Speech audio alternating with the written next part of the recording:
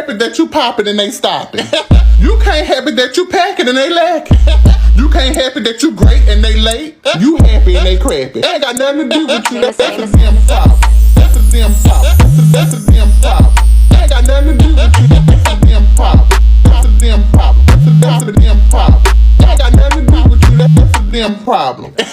Love you, bye. Alright, y'all, welcome back to my channel. I ain't gonna lie, this little moon phase that we just got out of, it was a very toxic relationship between it and I. But we're back today with another video, and today we're gonna be seeing what's going on with Pooch. If y'all are not familiar with him, he was one of the main characters on a show called The Game, which I enjoyed watching. But when they started switching the switching out the actors and actresses, I kind of lost interest in it, because you grow accustomed to a certain chemistry in certain characters and stuff like that. So when they started switching them and all that, I'm like, yeah, it's not even giving the same vibes. Like, it started to feel a little bit more kind of forced, less natural, I guess you could say. But anyways, thank you to those who have subscribed, the new subscribers. Thank you to those who are just tuning in, and thank you to those who keep coming back. So let's get into this, man.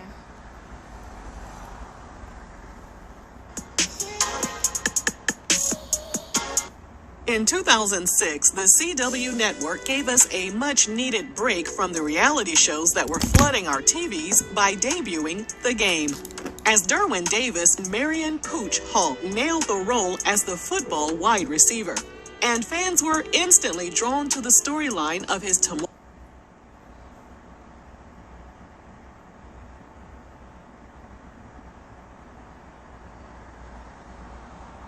My phone completely just fell. tumultuous career and his relationship with Tia's character, Melanie Barnett.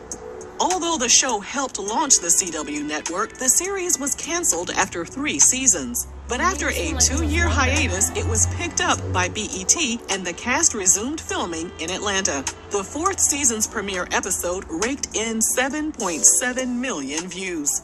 BET had a good thing going, but they couldn't sustain it. After connecting with Pooch and Tia's characters, fans were disappointed when, in May 2012, which was towards the end of season 5, Tia announced she was leaving the show. Yeah, I think that was like one of the main letdowns of the show. Because to be honest, like, these two right here were like, I'll say for me, they kind of gave that situation of not all the way grown, but not, you know what I'm saying, children anymore. And I mean, if you're familiar with Tia, then you used to watch the show Sister and stuff like that. So I mean, it was good to see her, like, this came natural to me. Like, I feel like this character came natural and whatnot. So it was interesting to see, like, her by herself, as opposed to, the sister situation. Not that she hasn't been in anything else, because she's been in quite a few other things, but like things that like caught my attention for sure was definitely this one. So I think like their dynamic was relatable because it was kind of like a college type situation to me, I felt. So it was like, oh, that's cute, you know what I'm saying? Like, this was low-key couple goals for real.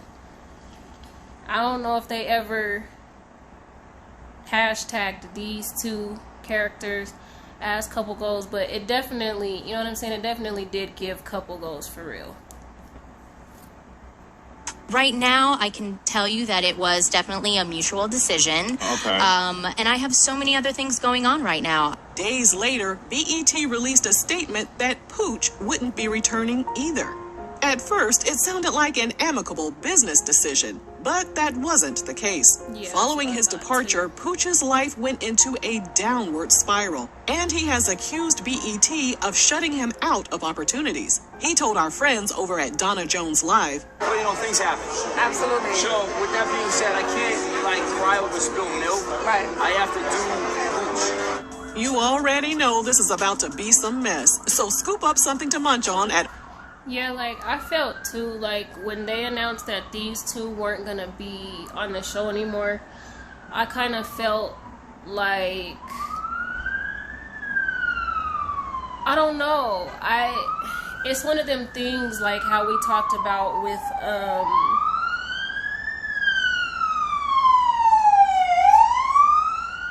it gets active over here, okay?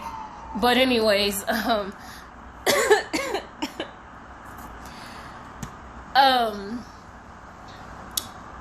was I saying? Oh, like with the other video about Cheryl Lee Ralph, I feel like it was heading in a direction that is not portrayed on television for long when it comes to the black family dynamic. You feel what I'm saying? Because they went through their stuff where, Derwin ended up having a child outside of Tia, and to be honest with you, I don't remember the full situation, but I do think that they were on a break in their relationship or whatever the case was, right? But even still, the dynamic of the relationship it was still relatable, because it's okay, they was on a break, they got back together, whatever. They was trying to work it out, even with the child's mother. I forget the actress's name who played her. So yeah, I feel like it was heading in a more healthy direction, but it got cut short when these two got cut. So that kind of changed up the dynamic of the show, and more, I guess you could say more kind of drama, more raunchiness, you could say. I don't think that's the best word, but that's the first word that came to mind. So it was just more,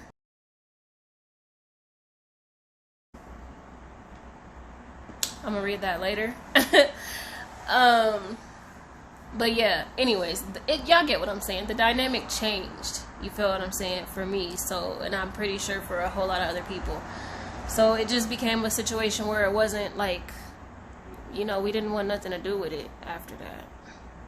I'm not gonna lie, I did try to hang in there though. I just couldn't, it didn't feel right. show, they had difficulty agreeing on his new salary. So his team advised him to go out on auditions to secure another job, just in case. Within a week, he landed the role of Daryl Donovan on the Showtime series Ray Donovan, and he was ecstatic. He told Donna Jones Live, I was excited based off of I didn't even know. not only who I was I've never working even with, heard the of fact that I was about to have 2 shows and, expand on my plan, work with some heavy hitters, and also continue to get to the game.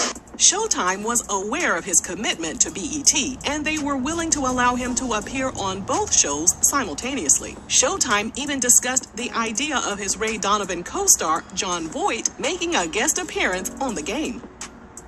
With the Ray Donovan gig secured, Pooch told his agent to reach out to BET and tell them he was okay with accepting their last offer. However, his agent couldn't get in touch with anyone at the network because they stopped returning phone calls. That's crazy. If you're 35 to 45 years old in the United That's how States it without goes, life man. insurance, They want you to do be not buy a policy until you watch this video. like popcorn. However, his agent couldn't Take the get in deal. touch with Don't anyone think at the about it too network much. because they stopped returning phone calls. On May 15th, 2012, Tia tweeted that she was leaving the game. Pooch wasn't sure where he stood because he still hadn't heard back from anyone at the network. He told the little black dress. Oh, too, that was what? The second situation and whatnot? Because and I won't even say it was the second cheating situation, because like I said, they were on a break. But with the, like, even with the Drew Sidora situation, like, they were still, you know, working things out. I feel like they were, for the age group, if that, I don't know what age group they was trying to target, but I just feel like that was the best relationship on there, because it was relatable. So that's what kept people coming back. Tasha,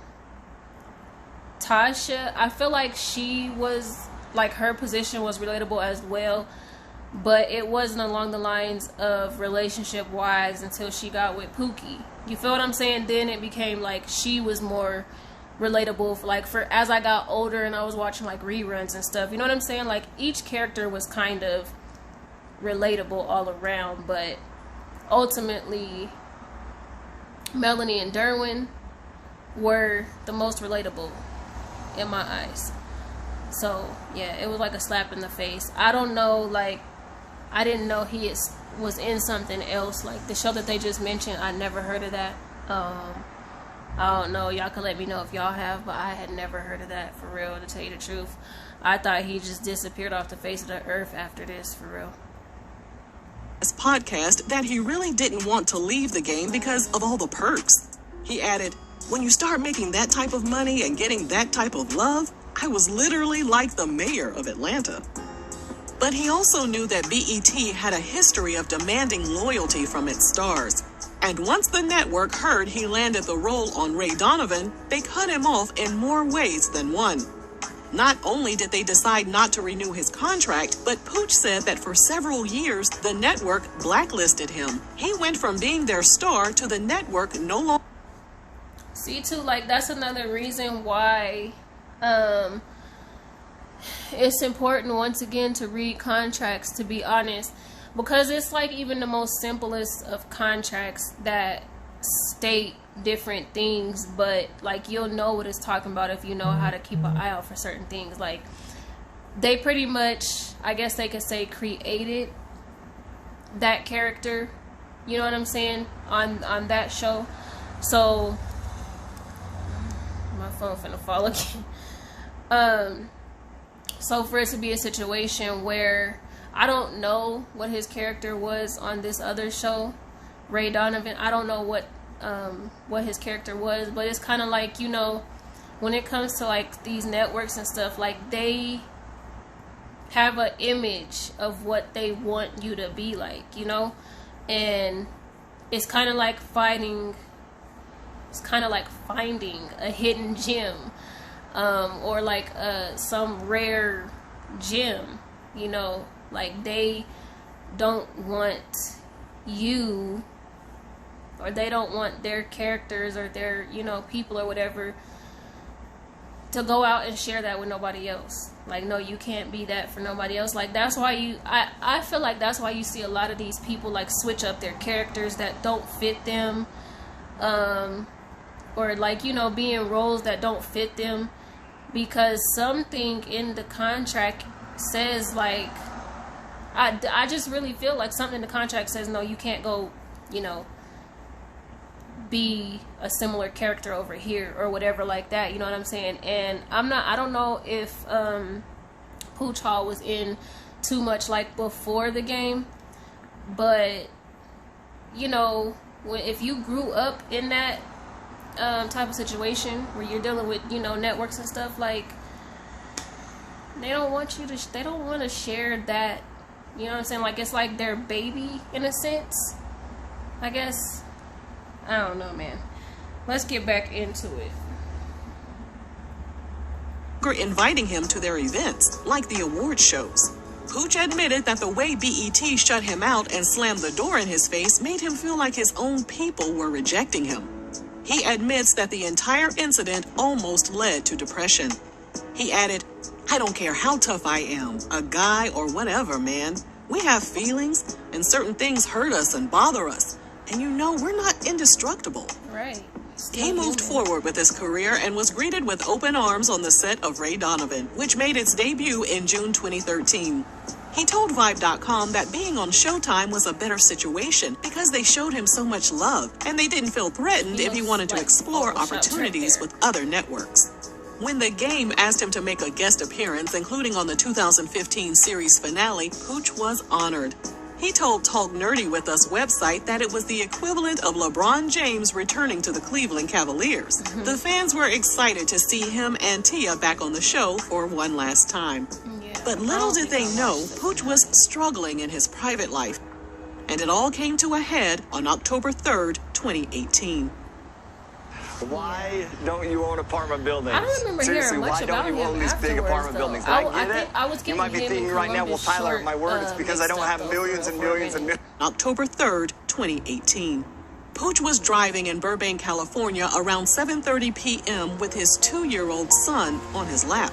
Passerbys were alarmed and immediately called 911 as they witnessed the 2-year-old holding the steering wheel. Witnesses were even more horrified as Pooch's car veered off the side of the road and smashed into a parked car. One eyewitness told TMZ they saw the child crying in the front seat. Another eyewitness said they looked through the window and saw the car seat uninstalled and lying on top of some junk in the back seat. When police arrived, they determined Pooch allowed his son to steer the car because he was too intoxicated. And when his alcohol level came back as 0.25, which is more than 3 times the legal limit, Pooch was handcuffed and hauled off to jail. His son was released into his wife's custody. Pooch's bail was set at $100,000, and the incident triggered an investigation by the LA County Department of Children and Family Services. The department determined it was an isolated incident, so they allowed the court to handle the actor's punishment. Pooch was released on bail and was facing 6 years behind bars for putting his child at risk and for driving under. See, you can't just be doing that at any old time. Like, I've heard of parents, letting their kids be in the front seat, in the driver's seat and stuff. But not while you're intoxicated. Like, no, man. I remember when I used to go to, when I was in high school, the first high school that I went to 2. But I used to ride with the girl up the street and her mom. And we was on our way to school one day. And the mom was letting the girl steer from the passenger seat. I'm like, bro, what's really going on? Like, this is not okay. You can teach her how to drive when there's not other people in the car. Like, this right here, bro, I killed you. I was like, bro, I would, at that point, I would rather take the bus.